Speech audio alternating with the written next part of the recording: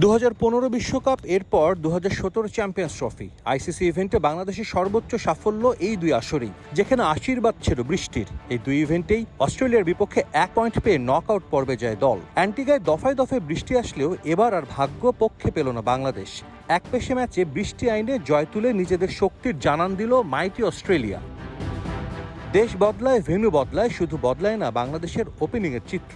আরও একবার প্রথম ওভারে ভাঙে উদ্বোধনী জুটি মিচেল স্টার্কের আঘাত, আর এই উইকেট নিয়েই তিনি নাম লিখান ইতিহাসের পাতায়। আইসিসির 2 ফরম্যাটের বিশ্বকাপে এখন সর্বোচ্চ 95 উইকেটের মালিক এই গতি তারকা।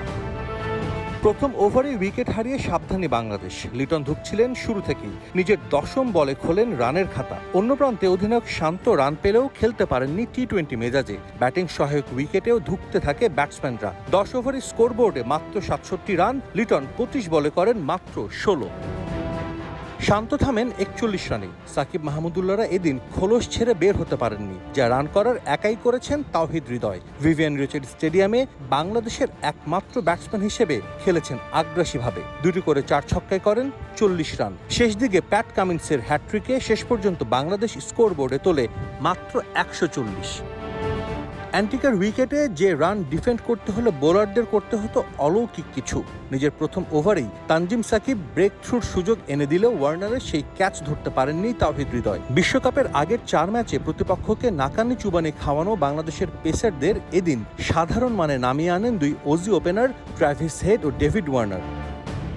2 অজির পাওয়ার হিটিংয়ের সামনে অসহায় বাংলাদেশ বোলাররা। পাওয়ার প্লেতে 59 রান তোলে অস্ট্রেলিয়া। বৃষ্টি বাধায় কিছুটা ছেদ পড়ে তাদের মনসংযোগে, আর সেই সুযোগেই 4 রানের ব্যবধানে 2 উইকেট তুলে নেন রিশাদ।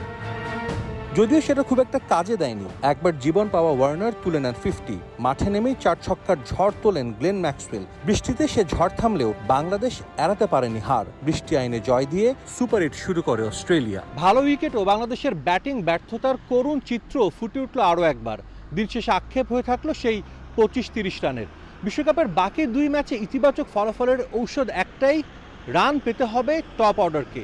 কিন্তু কোটি টাকার প্রশ্ন এখন এটাই, শেষ পর্যন্ত রান কি পাবে বাংলাদেশের টপ অর্ডার ব্যাটসম্যানরা? স্যার ভিভিয়ান রিচার্ড স্টেডিয়াম থেকে সাজিদ মুস্তাহিদ, সময় সংবাদ, অ্যান্টিগা।